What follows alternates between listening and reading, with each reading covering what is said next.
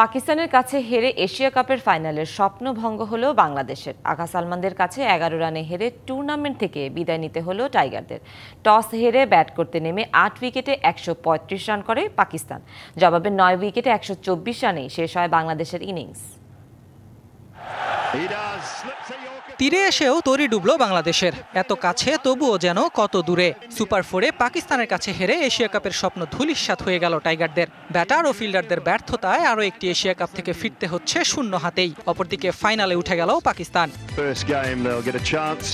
অথচ 136 রানের লক্ষ্যটা নাগালের মধ্যেই ছিল। সেটাকেও কঠিন বানিয়ে ফেলে টাইগাররা। প্রথম ওভারেই পারভেজ ইমনকে প্যাভিলিয়নে পাঠান শাহিন আফ্রিদি। এরপর পাওয়ার প্লেতে আরও 2 উইকেট হারিয়ে চাপে পড়ে বাংলাদেশ। সেই চাপ থেকে আর বের হতে পারেনি টাইগাররা।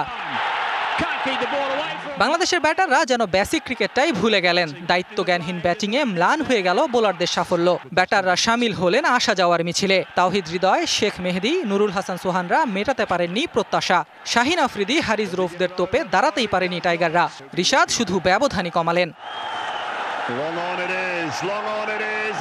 এদিকে টস জিতে ফিল্ডিং নেওয়ার সিদ্ধান্তকে সঠিক প্রমাণ করেন টাইগার বোলাররা। শুরু থেকেই তাসকিন মেহেদীদের বোলিং দাপটে বিপর্যয়ে পড়ে পাকিস্তান। প্রথম 2 ওভারেই প্যাভিলিয়নে পাক ওপেনাররা। সাইম আইয়ুব আসরে ডাক মারলেন চতুর্থবারের মতো। পাওয়ার প্লেতে পাকিস্তান তোলে মাত্র 27 রান। এলএমই সার্টিফাইড বিশ্বসেরা কপারে তৈরি ওয়ালটন কেবলস, যা আপনার স্থাপনাকে রাখবে সব সময় নিরাপদ। এরপরই রিশাদের জোড়া আঘাত। হাঁসফাঁস করতে থাকা ফখর জামানকে ফেরানোর পর হুসেইন তালাতকেও থিতু হতে দেননি এই লেগি। দলীয় 49 রানেই পাকিস্তানের 5 ব্যাটার ফেরত যান সাজঘরে।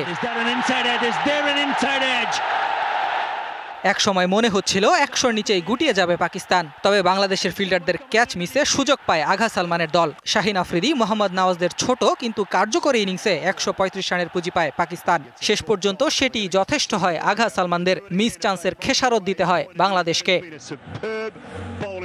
পাকিস্তানের জয়ে প্রথমবারের মতো এশিয়া কাপের ফাইনালে দেখা মিলবে মহারণের। শিরোপার লড়াইয়ে মুখোমুখি হবে 2 চিরপ্রতিদ্বন্দ্বী ভারত ও Pakistan. Ahmed Nahid, DBC news desk.